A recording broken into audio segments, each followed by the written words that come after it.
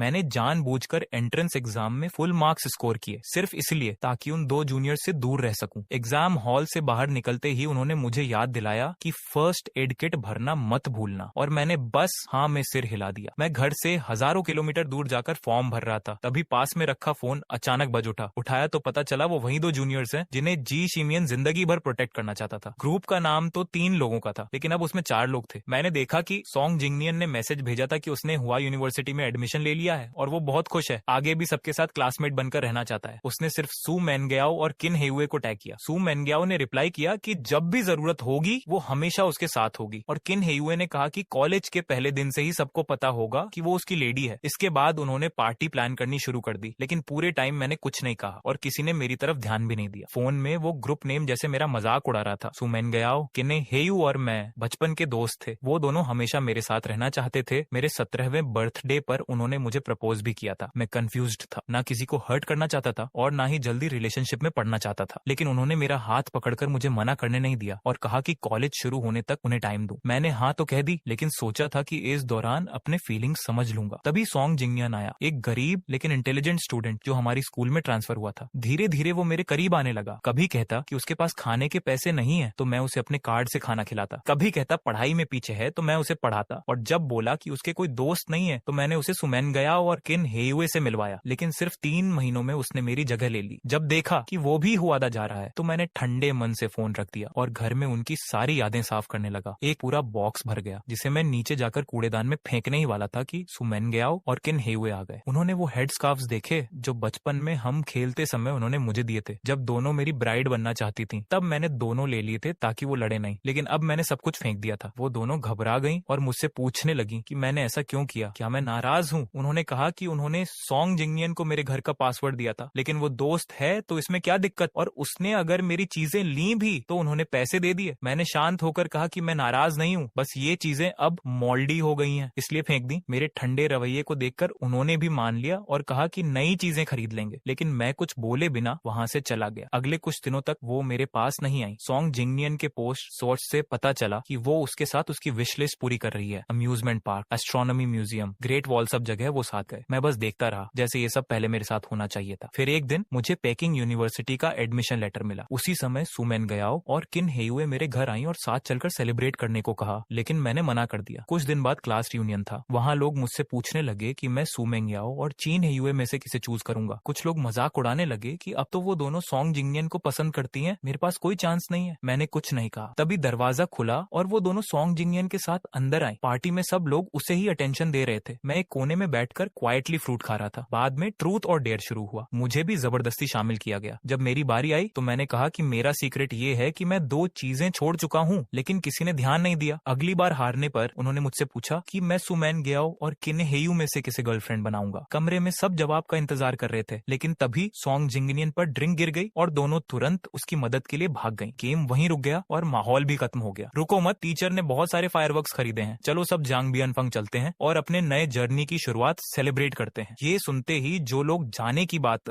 कर रहे थे वो भी चुप हो गए। थोड़ी देर बाद सॉन्ग जिंगनियन, सू मैनग्याओ और चिन हेयुए भी आए। सॉन्ग जिंगनियन ने हाई एंड सूट पहना हुआ था जो सू मैनग्याओ ने खरीदा था, और उसके शूज लिमिटेड एडिशन थे जो चिन हेयुए ने उसे गिफ्ट किए थे। सब लोग फायरवर्क्स की आवाज सुनकर उनकी तरफ देखने लगे, लेकिन मैंने बस एक नजर डाली और फिर ध्यान नहीं दिया। सब लोग मिलकर फायरवर्क्स जलाने लगे। कलरफुल लाइट से पूरा आसमान चमक उठा और लगभग हर कोई विश मांग रहा था। तभी सॉन्ग जिंगनियन जोर से बोला कि वो चाहता है सुमैनगयाओ और किन हेयुए की विशेष पूरी हो। ये सुनकर हमेशा काम रहने वाली सुमैनगयाओ भी इमोशनल हो गई और किन हेयुए ने मुस्कुराते हुए उसका चेहरा सॉफ्टली छुआ। सॉन्ग जिंगनियन ने कहा कि वो दोनों उसके लिए सबसे इम्पोर्टेंट है और उन्होंने भी वही बात दोहराई। उस मोमेंट में मुझे बस एक अजीब सी स्वीटनेस महसूस हुई जो अब मुझे अनकंफर्टेबल लग रही थी। मैं वहां से हटकर एक कॉर्नर में चला गया और अकेले फायरवर्क्स देखने लगा। सॉन्ग जिंगनियन ने मुझे नोटिस किया और तुरंत सुमैनगयाओ और किन हेयुए को खींचते हुए बोला कि मैं खुश नहीं लग रहा, चलो उसे चीयर अप करते हैं। लेकिन दोनों वहीं खड़ी रह गईं, जैसे उनके कदम जमीन में जम गए हों। तब सॉन्ग जिंगनियन खुद फायरवर्क्स लेकर मेरी तरफ आया, लेकिन जैसे ही वो पास पहुंचा अचानक कुछ गलत हो गया। सू मैनग्याओ और चिन हेयुए घबरा गईं और पागलों की तरह भागी। जब मुझे होश आया तो चारों तरफ सफेद वॉल्स और डिसइंफेक्टेंट की स्मेल थी। मैं हॉस्पिटल में था और जरा सा हिलने पर भी बॉडी में अनबेरेबल पेन हो रहा था। नर्स ने बताया कि मैं सीरियसली इंजर्ड था, लेकिन लकीली टाइम पर हॉस्पिटल आ गया, वरना मेरा फेस भी खराब हो सकता था। मुझे वो मोमेंट याद आया आया और दिल ठंडा पड़ गया। समझ नहीं आया कि कोई इतना क्रूल कैसे हो सकता है। नर्स ने बताया कि मुझे हॉस्पिटल 2 लड़कियां लाई थी जो बहुत परेशान थी। वो कई दिनों से मेरी केयर कर रही थी, लेकिन मैंने साफ मना कर दिया कि मैं सू मैनग्याओ और किन हेयुए से नहीं मिलना चाहता। फिर भी थोड़ी देर बाद वो दोनों आ गईं। हमेशा परफेक्ट दिखने वाली वो दोनों अब थकी हुई थी,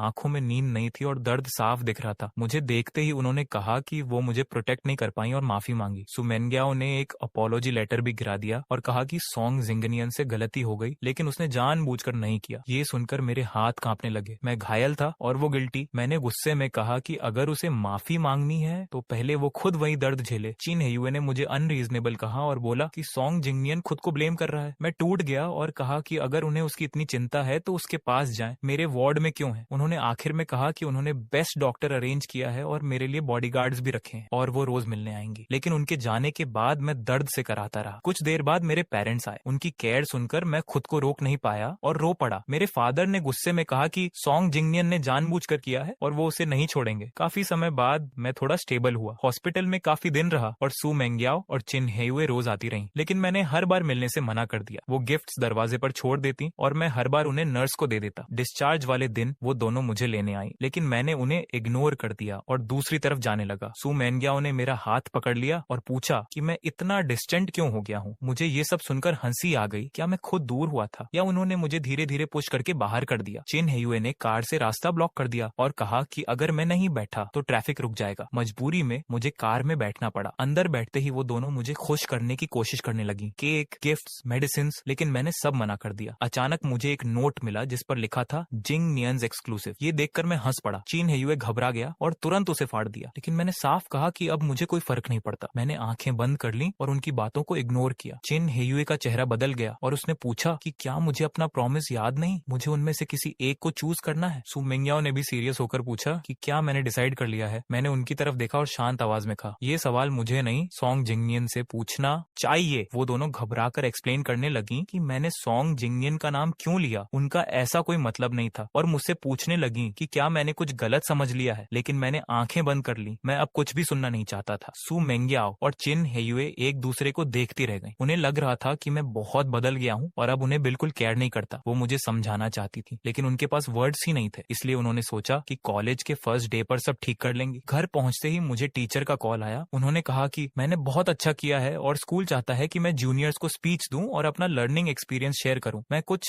सेकंड्स के लिए हेजिटेट हुआ, क्योंकि अगर मैं स्टेज पर जाता तो सबको पता चल जाता कि मैंने अपना वॉलंटियर चॉइस बदल दिया है। लेकिन फिर मैंने हाँ कह दिया। वैसे भी ये बात कभी ना कभी सामने आनी ही थी। मैं स्पीच की तैयारी करने लगा, लेकिन स्टेज पर जाने से पहले सू मैनग्याओ और किन हेयू ने मुझे रोक लिया। किन हेयू ने अजीब तरीके से कहा कि मुझे इस बार स्टेज पर जाने की जरूरत नहीं है, बेहतर होगा कि मैं उनके साथ बाहर चलूं। मुझे अजीब लगा तो मैंने पूछा क्या मतलब है। तब सू मैनग्याओ ने बताया कि सॉन्ग जिंगनियन अपनी स्पीकिंग स्किल इंप्रूव करना चाहता है, इसलिए उसने अपने फादर से रिक्वेस्ट करके उसे ये मौका दिला दिया। तभी स्टेज पर सॉन्ग जिंगनियन की आवाज आई और मैंने देखा कि वो मेरी जगह खड़ा है। मैं बस चुपचाप देखता रहा। सू मैनग्याओ और चिन हेयुए को लगा कि मैं गुस्सा करूंगा, लेकिन मैंने सिर्फ हल्की सी स्माइल दी और बिना कुछ कहे वहां से चला गया। उसी दिन उन्होंने सच जानने का आखिरी चांस भी खो दिया। कॉलेज ओपनिंग के दिन मेरे पेरेंट्स वापस आए। मॉम बार बार मेरे सामान को लेकर टेंशन ले रही थी, क्योंकि पेकिंग यूनिवर्सिटी बहुत दूर था। मैंने उन्हें समझाया कि उन्हें चिंता करने की जरूरत नहीं है, लेकिन वो इमोशनल हो गई। तभी उन्होंने मुझे एक नोट दिया जिसमें एक फोन नंबर था। उन्होंने बताया कि बचपन में मेरी अरेंज मैरिज फिक्स की गई थी, लेकिन सू मैनग्याओ और चिन हेयुए की वजह से उन्होंने कभी इस बारे में बात नहीं की। अब उन्हें लगता है कि वो दोनों मेरे लिए सही नहीं है और वो लड़का भी पेकिंग यूनिवर्सिटी में ही पढ़ता है, इसलिए जरूरत पड़े तो मैं उससे हेल्प ले सकता हूँ। मैं उस नोट को मना करने ही वाला था कि तभी सू मैनग्याओ और किन हेयुए अंदर आ गई और बोली कि वो मेरी केयर करेंगी। सबको लगा वो मेरे बारे में ही बात कर रही है, लेकिन असलियत कोई नहीं जानता था। मैंने क्वाइटली वो नोट अपनी पॉकेट में रख लिया। वो दोनों मेरे कमरे में मेरा सामान लेने गई और देखकर हैरान रह गई कि मैंने इतना सारा लगेज पैक कर लिया है। उन्हें लगा कि मैं बस नॉर्मल तरीके से जा रहा हूँ, क्योंकि हुआडा तो इसी सिटी में था। वो दोनों एक्साइटेड थी मुझे अपने अपने कार्स में ले जाने और सरप्राइज देने के लिए। लेकिन तभी सॉन्ग जिंगनियन का कॉल आया कि उसका एक्सीडेंट हो गया है। ये सुनते ही दोनों पैनिक हो गईं और तुरंत उसकी तरफ जाने लगी। मैंने उन्हें रोकते हुए कहा कि मुझे छोड़ने की जरूरत नहीं है, मैं खुद चला जाऊंगा। सू मैनग्याओ ने बस इतना कहा कि स्कूल पहुंचकर कॉल करना, और किन हेयू ने याद दिलाया कि मुझे उनमें से किसी एक को चूज करना है। मैं बस उन्हें कोल्ड लुक देता रहा, ना हाँ कहा ना। तभी फिर से सॉन्ग जिंगनियन का कॉल आया और वो दोनों तुरंत चली गईं। बार बार मुड़कर मुझे कांटेक्ट करने को कहती रही, लेकिन मैंने कोई जवाब नहीं दिया। जैसे ही मैं कार में बैठा, फोन वाइब्रेट हुआ। सॉन्ग जिंगनियन का मैसेज था। उसने लिखा, था कि क्या मैंने अब समझ लिया कि एक कॉल पर वो दोनों मुझे छोड़कर उसके पास चली जाती हैं और अगर मैं उसे स्पॉन्सर करता रहूं तो वो उनमें से एक मुझे दे सकता है। ये पढ़कर मुझे हंसी आ गई। मैंने रिप्लाई किया कि मुझे उनकी जरूरत नहीं है, वो दोनों उसे ही मुबारक। इसके बाद मैंने सॉन्ग जिंगनियन, सू मेनग्याओ और किन हेयू तीनों को ब्लॉक कर दिया, अपना सिम कार्ड तोड़कर फेंक दिया और नया नंबर एक्टिवेट कर लिया। मैंने मॉम द्वारा दिया गया नंबर डायल किया और कार दूसरी दिशा में चल पड़ी। बाहर के सीनरी को देखते हुए मैंने हल्की सी मुस्कान दी। इस बार मैं सच में एक नई जिंदगी शुरू करने जा रहा था। उधर उसी समय प्लेन उड़ चुका था और दूसरी तरफ सू मेंग्याओ और चिन हेयुए हुआ यूनिवर्सिटी के गेट पर फ्लावर्स लेकर खड़ी थी। वो मेरा इंतजार कर रही थी, लेकिन मैं कहीं नहीं था। उनका मूड धीरे धीरे खराब होने लगा। उन्हें पहली बार ये एहसास हुआ कि शायद मैं सच में उन्हें छोड़ चुका हूँ। आसपास के स्टूडेंट्स उनकी तरफ देखकर बातें कर रहे थे, फोटोज ले रहे थे और गेस कर रहे थे कि वो किसे प्रपोज करने वाली हैं। लेकिन वो दोनों बार बार मुझे कॉल कर रही थी और मैं आंसर नहीं कर रहा था। चिन हेयुए ने गुस्से में कहा कि मैंने उसे ब्लॉक कर दिया है और सू मेंग्याओ ने भी वही बात कही। उन्हें समझ नहीं आ रहा था कि मैं ऐसा कैसे कर सकता हूँ। उन्हें लगा जरूर कुछ गलत हुआ है। आखिर में सू मेंग्याओ सब कुछ छोड़कर घर की तरफ भागी, सच्चाई जानने के लिए। किन हेयुए स्कूल में मुझे ढूंढने में लगा हुआ था, जबकि सू मेंग्याओ सीधे मेरे घर पहुंच गई। काफी देर तक डोर नॉक करने के बाद मेड ने दरवाजा खोला। सू मेंग्याओ ने पूछा कि क्या मैं घर पर हूँ, लेकिन मेड ने साफ कहा कि मैं तो सुबह उनके साथ ही निकला था, अब घर पर कैसे हो सकता हूँ। उसने ये भी बताया कि मेरे पेरेंट्स बिजनेस ट्रिप पर हैं। ये सुनकर सू मेंग्याओ थोड़ा कंफ्यूज्ड और अनईजी हो गई। अगर मुझसे कांटेक्ट ही नहीं हो पा रहा तो आखिर मैं गया कहाँ। उसे लगने लगा कि शायद मैं सच में उनसे दूर जाना चाहता हूँ। उधर चिन हेयुए ने स्कूल में हर किसी से पूछ लिया, लेकिन किसी को मेरे बारे में कुछ पता नहीं था। आखिर उसे आइडिया आया कि एडमिनिस्ट्रेशन से चेक करे। उसने टीचर से रिक्वेस्ट की और यहाँ तक कह दिया कि वो स्कूल को डोनेट भी करेगा, लेकिन सिस्टम में मेरा नाम ही नहीं मिला। टीचर ने कंफर्म किया कि मैं हुआ यूनिवर्सिटी का स्टूडेंट हूँ ही नहीं। ये सुनकर किन हेयू को जैसे झटका लग गया। मैं आखिर गया कहाँ। तभी सू मेंग्याओ भी वहाँ पहुंची और दोनों को एक ही बात समझ आई, मैं उन्हें छोड़कर चला गया हूँ। दोनों के मन में गिल्ट भी आया कि शायद उन्होंने मुझे बहुत पुश कर दिया। तभी एक स्टूडेंट ने आकर बताया कि स्कूल गेट पर कोई लड़का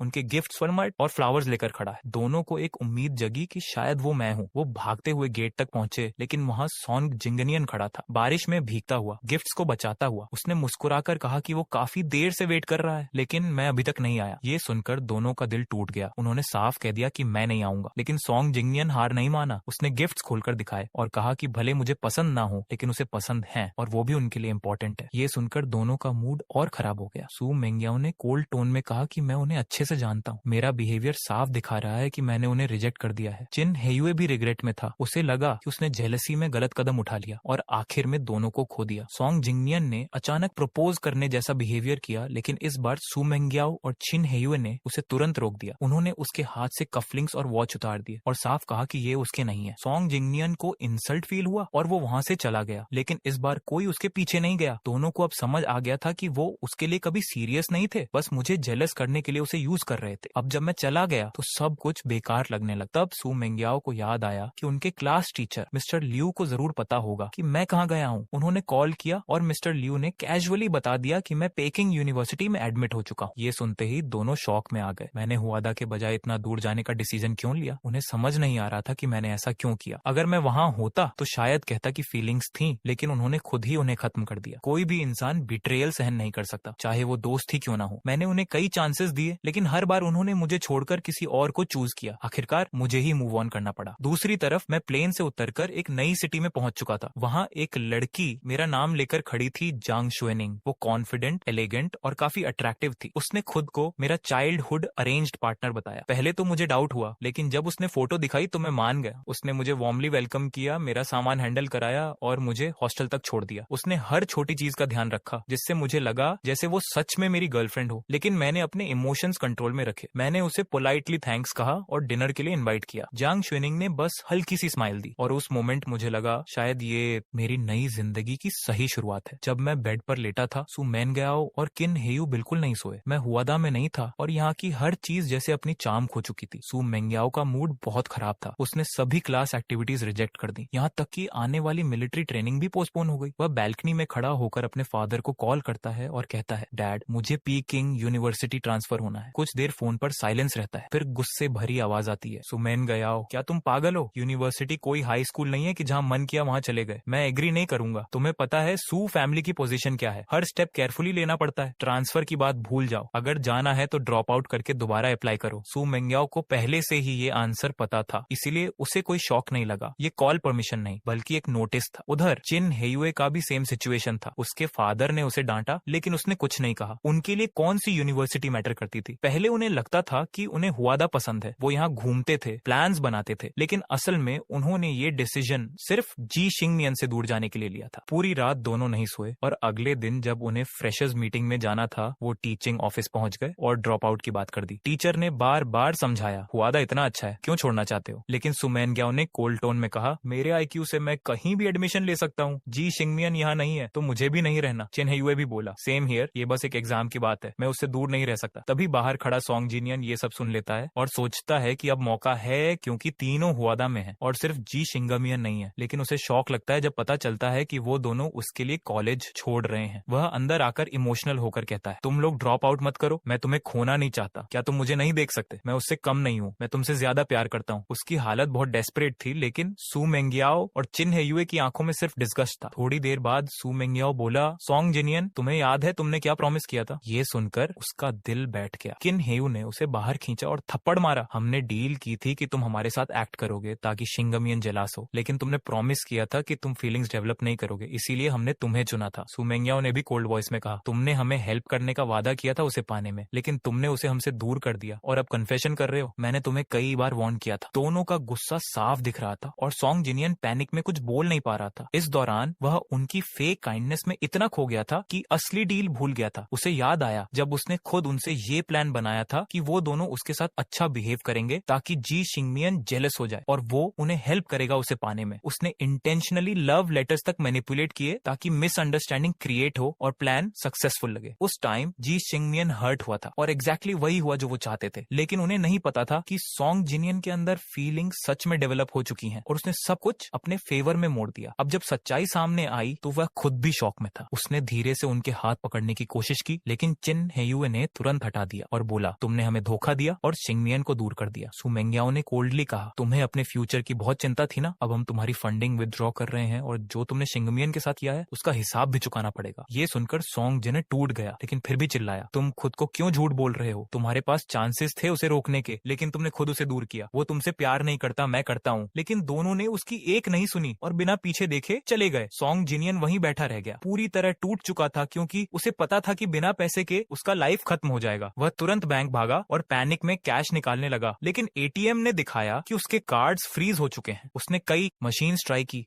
लेकिन हर जगह सेम रिजल्ट आया। काउंटर स्टाफ ने भी कंफर्म कर दिया कि वो पैसे नहीं निकाल सकता। ये सुनते ही उसकी हालत खराब हो गई और वह जमीन पर बैठ गया, पूरी तरह होपलेस। किसी तरह वह वहां से निकला, लेकिन रास्ते में दो बच्चे फायरवर्क्स खेल रहे थे। एक बच्चा उससे टकरा गया तो उसने गुस्से में उसे धक्का दे दिया। बच्चा रोने लगा और गुस्से में उसने फायरवर्क जलाकर सॉन्ग जिनियन पर फेंक दिया। फायरवर्क उसके कपड़ों पर फटा, उसके कपड़े जल गए और बाल भी जल गए। वह दर्द में चिल्लाया, हेल्प मी! लेकिन वहां कोई नहीं था, बच्चे भाग चुके थे और पूरा सीन जैसे साइलेंटली खत्म हो गया। बस कहीं दूर एक रेड लाइट ब्लिंक कर रही थी। तभी एक ब्लैक क्लोथ्ड बॉडीगार्ड ने धीरे से कहा, मिस्टर जी, काम हो गया है। मैं प्रॉमिस करता हूं कि सॉन्ग जिनियन अब कभी अच्छा लाइफ नहीं जी पाएगा। खिड़की के पास खड़े उसके स्टेप फादर ने नदी की तरफ देखते हुए कॉल डिस्कनेक्ट कर दिया। उधर सॉन्ग जिनियन काफी देर तक दर्द में तड़पता रहा। आखिरकार किसी तरह उसकी पीठ की आग बुझाई गई और उसे हॉस्पिटल ले जाया गया। वह चल भी नहीं पा रहा था। जलन इतनी ज्यादा थी कि उसके पूरे शरीर से कोल्ड स्वेट निकल रहा था। कुछ कदम चलते ही वह गिर पड़ा, लेकिन कुछ काइंड लोगों ने उसे हॉस्पिटल पहुंचाया। जब वह होश में आया तो उसका पूरा शरीर जैसे फट रहा था। दर्द अनबेरेबल था। तभी नर्स आई और बोली, मिस्टर जैंग, आपके फोन के कांटेक्ट पर्सन से रीच नहीं हो पा रहा। ऑपरेशन और हॉस्पिटल फीस तुरंत पे करनी होगी, नहीं तो आगे ट्रीटमेंट पॉसिबल नहीं होगा। सॉन्ग जिनियन दर्द से कराहते हुए बार बार सू मेंग्याओ और चिन हेयुए को कॉल करने लगा। उनसे हेल्प की भीख मांगने लगा, क्योंकि उसका फैमिली भी किसी काम का नहीं था।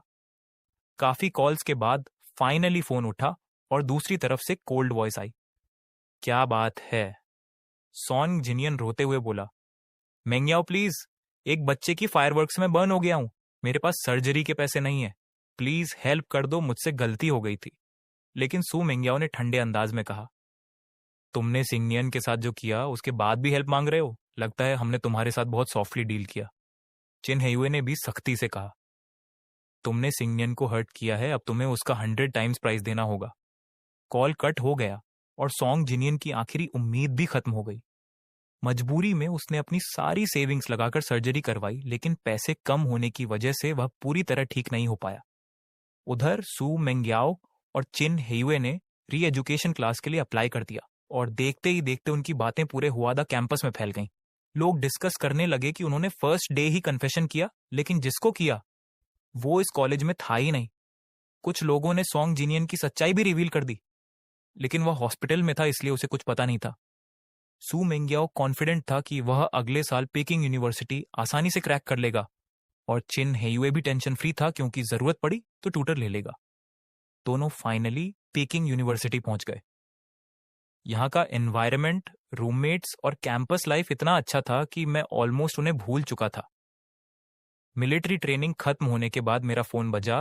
रूममेट्स मजाक करते हुए बोले, वो ब्यूटीफुल गर्ल फिर कॉल कर रही है, कब ऑफिशियल कपल बनोगे?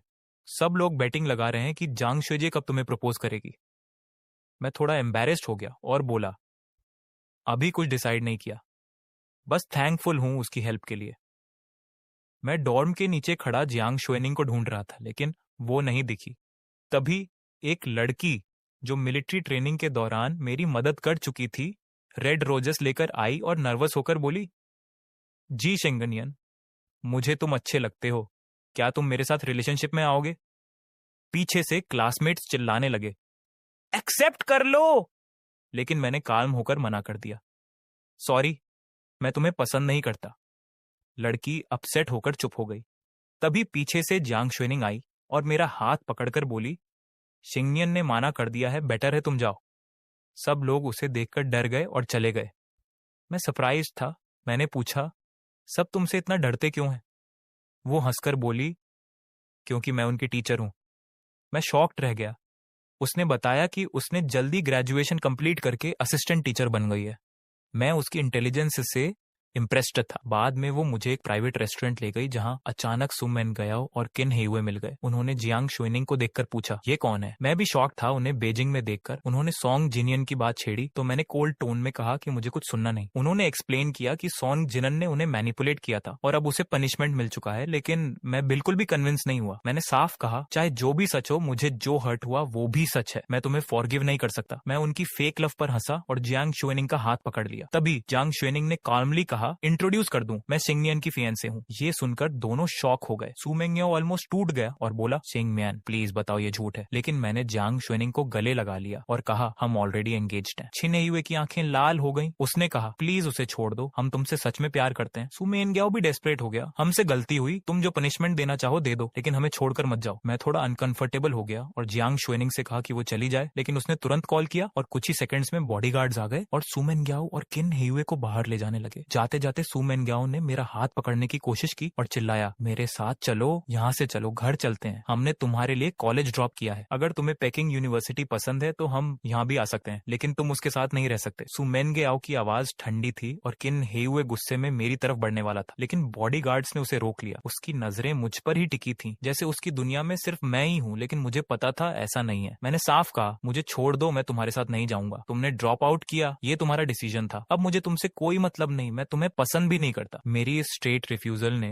उनका दिल तोड़ दिया। जियांग शुएनिंग ने मेरा हाथ पकड़ा और मुझे अंदर ले गई। उसकी सॉफ्ट वॉइस ने मुझे काम कर दिया। हम दोनों टेबल पर क्वाइटली खाना खाने लगे। हमारी पसंद काफी मैच करती थी। वह मेरा ध्यान रख रही थी, मुझे खाना सर्व कर रही थी, टी डाल रही थी। फिर उसने धीरे से कहा, तुम्हारे लिप्स पे थोड़ा डर्ट है, मैं साफ कर देती हूँ, और उसने हल्के से टच किया। मैं थोड़ा फ्रीज हो गया। उधर कॉर्नर में बैठे सू मेंग्याओ और चिन हेयुए ये सब देख रहे थे। उनकी आंखें लाल हो चुकी थी, जेलसी और एंगर साफ दिख रहा था। उन्हें लग रहा था जैसे हम दोनों क्लोज हैं और वो कंट्रोल खोते जा रहे थे। कुछ देर बाद उन्हें वापस कैपिटल सिटी भेज दिया गया और जाते जाते वार्निंग दी गई कि फिर डिस्टर्ब मत करना। चिन हेयुए घर पहुंचते ही बंद कर दिया गया। उसके फादर ने उसे थप्पड़ मारकर डांटा कि उसने फैमिली की रेपुटेशन खराब कर दी है, लेकिन चिन हेयुए ने हार नहीं मानी। उसने कहा कि वो शिंगमिन को नहीं छोड़ेगा और एंसेस्ट्रल हॉल में घुटनों के बल बैठ गया। थोड़ी देर बाद सू मेंग्याओ उसकी मदद से उसे वहां से निकाल कर भाग गया। दोनों ने मिलकर पुराने मेमोरीज ढूंढे, फोटोज, डायरी, गिफ्ट, सब कुछ जो उनके और मेरे बीच था। उन्हें लगा कि शायद शायद मैं सॉफ्ट हूँ और एक दिन उन्हें फॉरगिव कर दूंगा। आखिरकार दोनों ने डिसाइड किया कि अब वो कोऑपरेट करेंगे ताकि मुझे वापस पा सकें, क्योंकि अब उनका कॉमन एनिमी जियांग शुएनिंग थी। कुछ ही दिनों में उन्होंने सारे मेमोरीज कलेक्ट करके एक प्लान बनाया और नॉर्थ सिटी पहुंच गए। उधर मैं लाइब्रेरी में जियांग शुएनिंग के साथ पढ़ाई कर रहा था। उसकी इंटेलिजेंस और अंडरस्टैंडिंग इतनी स्ट्रांग थी कि मैं रोज उसके साथ स्टडी करने लगा। हम दोनों के बीच अंडरस्टैंडिंग बढ़ती जा रही थी। लेकिन ये सब देखकर सू मेंगयाओ और चिन हेयुए ऑलमोस्ट क्रेजी हो गए। उन्होंने लाइब्रेरी के बाहर एक ह्यूज वुडन कासल जैसा सेटअप बनाया, कैंडल्स, फ्लावर्स और गिफ्ट्स से डेकोरेट किया। सब कुछ ड्रीमी लग रहा था। दोनों ने अच्छे से ड्रेसअप किया और हाथ में फ्लावर्स लेकर वेट करने लगे। काफी देर बाद भी जब मैं नहीं आया तो चिन हेयुए ने जोर से चिल्लाकर कन्फेशन किया, जी सिंगमिन, इस बार मैं अपना प्रॉमिस पूरा कर रहा हूँ, तुम मेरी कन्फेशन मिस नहीं कर सकते। फिर सू मेंगयाओ ने कहा, तुमने कहा था कि हम दोनों में से एक को चूज करोगे, अब टाइम आ गया है। क्राउड इकट्ठा हो गया, लेकिन ऊपर स्टाफ ने पुलिस को कॉल कर दिया क्योंकि फायर हैजर्ड था। जियांग शुएनिंग ने भी टीचर्स को इन्फॉर्म किया और वाटर ट्रक बुला लिया। मैं नीचे आया और उनके सामने खड़ा होकर कामली कहा, याद है उस रात मैंने सच बताया था? मैंने कहा था कि मैं दो चीजें छोड़ दूंगा और वो हो तुम दोनों। चाहे कितनी बार मौका मिले मैं तुम्हें चूज नहीं करूंगा। इतना कहते ही वाटर ट्रक का पानी आया और सारी कैंडल्स बुझ गईं। पूरा सेटअप खराब हो गया, फ्लावर्स बह गए, गिफ्ट्स भीग गए। सू मेंगयाओ और चिन हेयुए पूरी तरह भीग गए। उनका ड्रीम प्रपोजल सीन मेस बन गया। सू मेंगयाओ की आवाज कांप रही थी, सिंगमेन प्लीज एक चांस और दे दो, मैंने तुम्हें सालों से प्यार किया है, ये सब प्रूफ है। चिन हेयुए ने भी कहा, तुम हमें चूज मत करो, बस जियांग शुएनिंग को छोड़ दो, हम दोनों मिलकर तुम्हें प्यार करेंगे। उनकी बातें सुनकर मुझे बस अजीब लगा। मैंने कोल्डली कहा, क्या तुम लोग पागल हो? मेरे दिल में जो भी था तुमने खुद खत्म कर दी। अब ना मैं तुम्हें फॉरगिव कर सकता हूँ ना तुम्हारे साथ रह सकता हूँ, बस ये सब छोड़ दो। इतना कहकर मैं मुड़ गया और चला गया। पीछे चिन हेयुए का चेहरा पूरी तरह पेल पड़ चुका था, जैसे उसे फिर से सबके सामने रिजेक्ट कर दिया गया हो। मैं अब और सहन नहीं कर पा रहा था। चिन हेयुए सीधे मेरी तरफ बढ़ा, लेकिन मैंने एक कदम पीछे ले लिया और वो गिर पड़ा। मेरी इस कोल्ड रिएक्शन ने उसके दिल को पूरी तरह तोड़ दिया, यहाँ तक कि सू मेंगयाओ भी अंदर से हिल गया। मैंने आखिरी बार दोनों से कहा, सू मेंगयाओ, किन हेयू, अब कभी मेरे पास मत आना, मैं सब कुछ छोड़ चुका हूँ, तुम मेरे लिए बस पास्ट के लोग हो। मैं किसी और से शादी कर सकता हूँ लेकिन वो कभी तुम नहीं होगे। इतना कहकर मैं बिना पीछे देखे चला गया। सू मेंगयाओ मुझे जाते हुए देखता रहा और पीछे आने की कोशिश की, लेकिन तभी पुलिस आ गई और पूछताछ करने लगी, ये सब किसने किया। कुछ ही देर में दोनों को पुलिस अपने साथ ले गई। मैं और जियांग शुएनिंग भी पुलिस स्टेशन गए स्टेटमेंट देने, लेकिन रास्ते में अचानक एक पुरानी वैन तेजी से पुलिस कार की तरफ आई। जियांग शुएनिंग का ड्राइवर ट्रेंड था, उसने तुरंत कार संभाल ली, लेकिन पुलिस कार सीधा हिट हो गई। अगर कोई ध्यान से देखता तो पता चलता कि वैन चला रहा आदमी सॉन्ग जिन था। उसके चेहरे पर बैंडेज थे और वो पूरी तरह पागल हो चुका था। वो जीना नहीं चाहता था, वो मेरे साथ मरना चाहता था। पैसे खत्म हो चुके थे, सर्जरी भी ठीक से नहीं हुई और वो अपनी हालत एक्सेप्ट नहीं कर पा रहा था। वादा लौटने पर लोगों की नजरों ने उसे और तोड़ दिया। आखिर उसने सब कुछ खत्म करने का फैसला किया, लेकिन उसे ये नहीं पता था कि पुलिस कार में मैं नहीं बल्कि सू मेंगयाओ और किन हेयुए बैठे हैं। टक्कर इतनी जोरदार थी कि कार का पिछला हिस्सा टूट गया, ग्लास बिखर गया और तीनों बेहोश हो गए। सॉन्ग जिनियन भी वहीं अनकॉन्शियस हो गया। एम्बुलेंस और पुलिस की आवाज गूंजने लगी। मैं भी घबरा गया और जियांग शुएनिंग को संभाला। बाद में हॉस्पिटल में पता चला कि किन हेयू को हल्की चोट आई, लेकिन उसकी एक टांग टूट गई। सू मेंगयाओ के सिर में ग्लास घुस गया था, जिससे ब्रेन पर असर पड़ा और सॉन्ग जिन को कॉन्क्यूशन और दोनों टांगों में चोट लगी। क्विन हेयुए होश में आया तो उसने मुझसे मिलने से मना कर दिया और कहा कि अब वो मेरे लायक नहीं है, लेकिन वो मुझे कभी छोड़ेगा नहीं। सू मेंगयाओ की हालत और खराब थी, उसे मेमोरी और सोचने में दिक्कत होने लगी और उसने मुझसे मिलने से भी मना कर दिया। ये सब देखकर मुझे गिल्ट हुआ, लेकिन मैं चुपचाप वहां से चला गया। अंदर ही अंदर सू मेंगयाओ टूट चुका था। वो प्रिटेंड कर रहा था कि उसे कुछ याद नहीं, लेकिन असल में वो दर्द सह नहीं पा रहा था। दोनों ने डिसाइड किया कि वो मुझसे दूर रहेंगे और अपने तरीके से अपोलोजाइज करेंगे, शायद फ्यूचर में फिर चांस मिले। लेकिन इंजरीज की वजह से वो एग्जाम भी मिस कर गए। अगले साल क्विन हेयुए पेकिंग यूनिवर्सिटी में आ गया, लेकिन सू मेंगयाओ किसी और यूनिवर्सिटी में गया। टाइम बीतता गया और एक दिन किन हेयुए मुझे ढूंढते हुए कैंपस आया। तभी किसी स्टूडेंट ने कैजुअली बता दिया कि आज मेरी शादी है। ये सुनकर वो शॉक हो गया और प्लेग्राउंड की तरफ भागा, जहाँ सू मेंगयाओ भी आ गया। उन्होंने मुझे व्हाइट सूट में देखा और सामने जियांग शुएनिंग खड़ी थी। हम दोनों ने रिंग्स एक्सचेंज की और एक दूसरे को हक किया। सब लोग चीयर कर रहे थे। मैंने उसे उठाकर क्राउड से बाहर ले गया और पूछा, खुश हो? उसने मुस्कुराकर कहा, हाँ। उस पल सब क्लियर था कि हम दोनों एक दूसरे के लिए बने हैं। दूर खड़े सू मेंगयाओ और किन हेयुए ये सब देख रहे थे, लेकिन अब बहुत देर हो चुकी थी। वो चुपचाप अलग अलग दिशाओं में चले गए। बाद में उन्होंने सिर्फ मेरे बारे में सुना, मेरी सक्सेस, मेरे अवार्ड्स, मेरी हैप्पी मैरिड लाइफ, लेकिन कभी मुझे फिर नहीं देखा। तब उन्हें समझ आया कि मैं अब उनकी पहुंच से बहुत दूर जा चुका हूँ और अब उनके लिए वापस कुछ भी पॉसिबल नहीं था।